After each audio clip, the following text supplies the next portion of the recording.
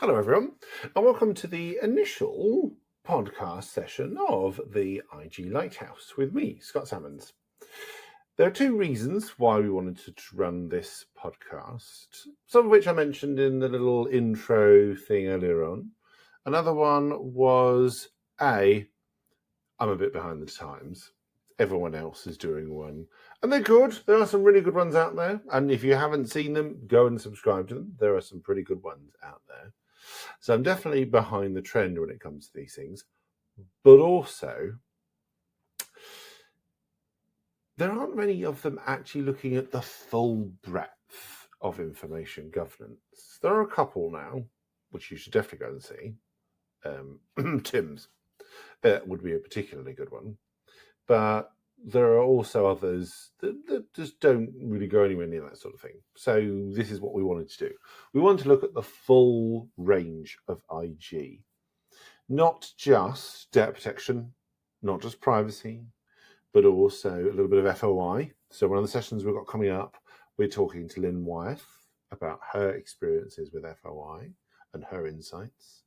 We're also going to be talking about mental health. And I've got a session with Catherine coming up as well, talking about imposter syndrome.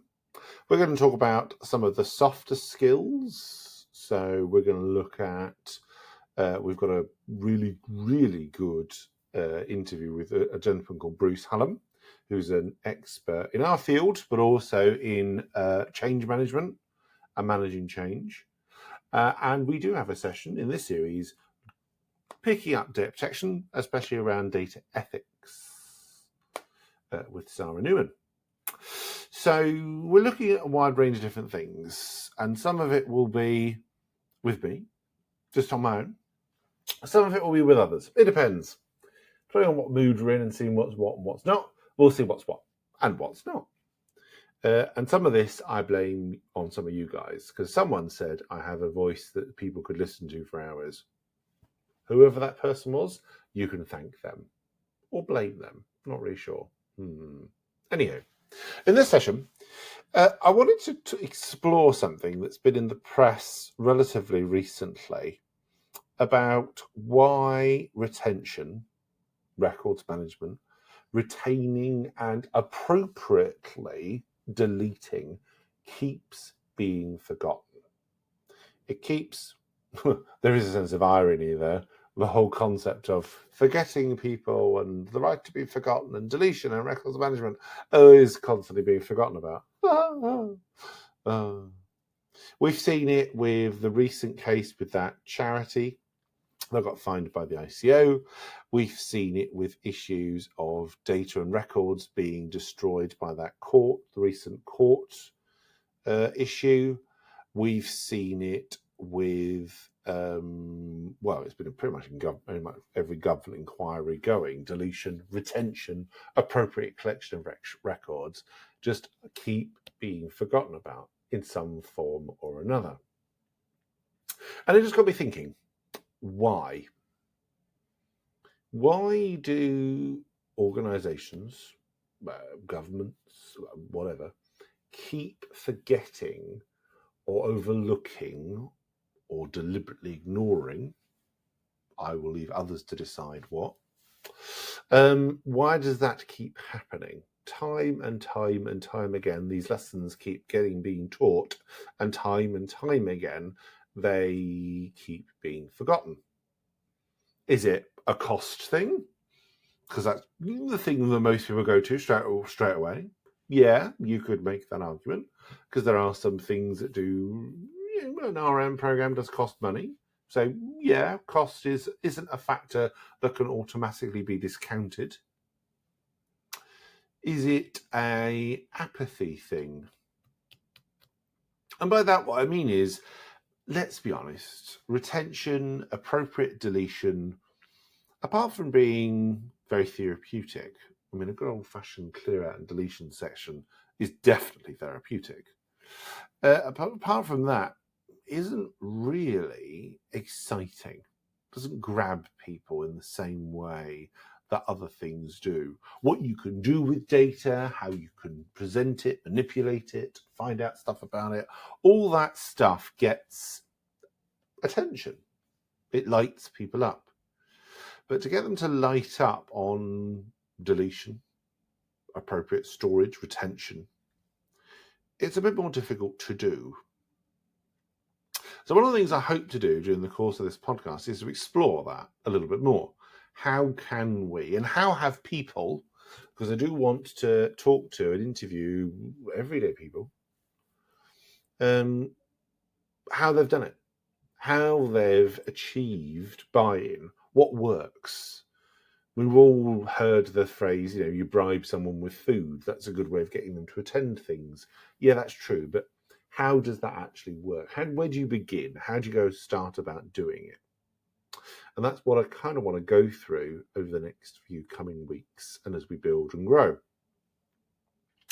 So cost, yeah. Apathy, yeah. Is it also a little bit of... Because do you remember there was an incident where, was it MPs got a load of training on GDPR and then went out and started deleting a lot of their constituency correspondence because they clearly completely misunderstood what the requirement was?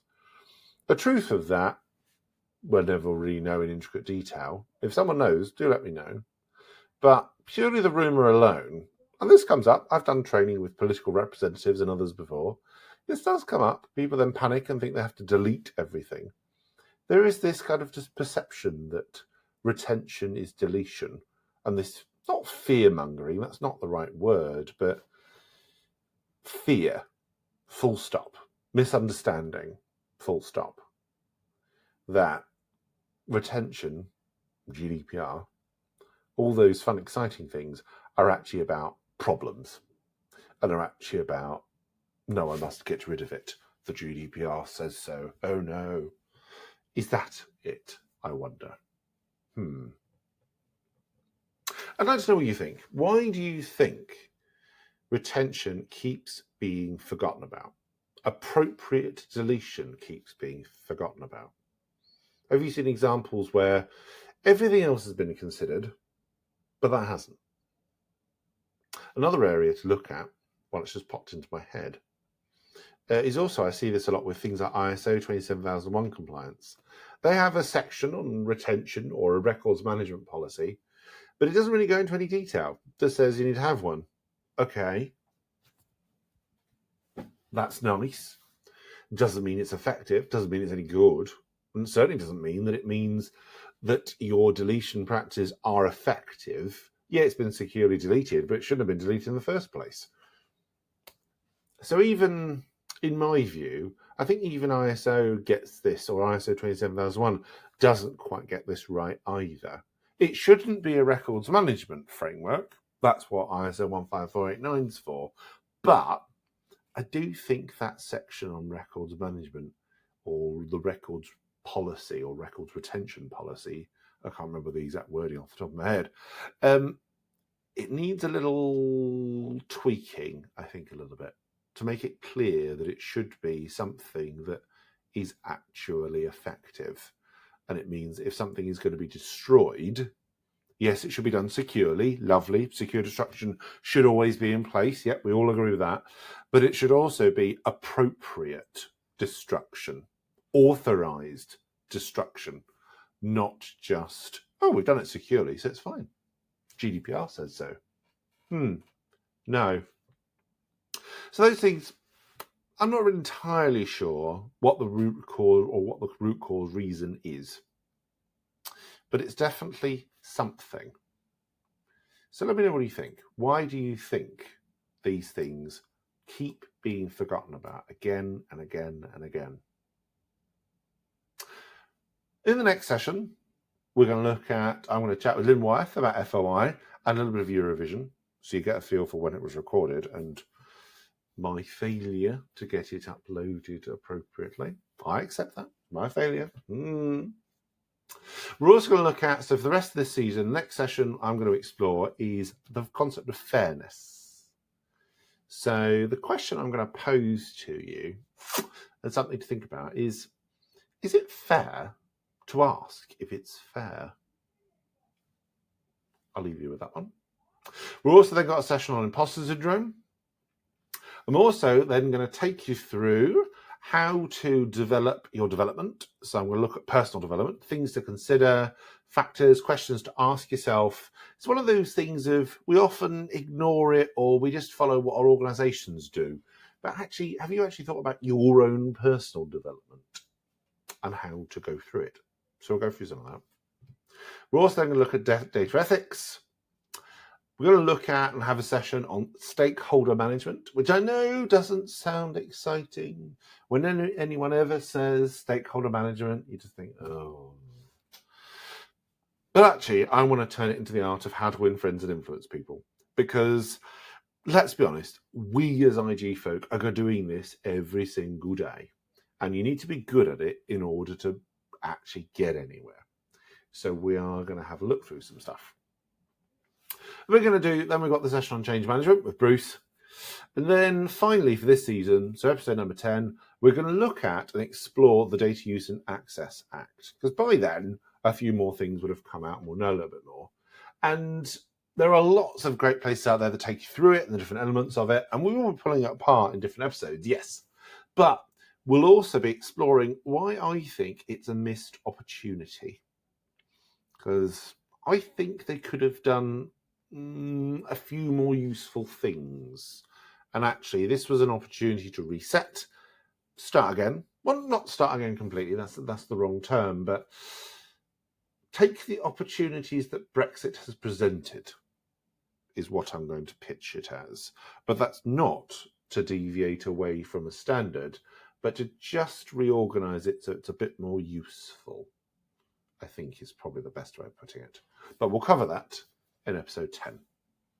So this is your IG Lighthouse. This is everything that you need as a data professional to work with data, information and records.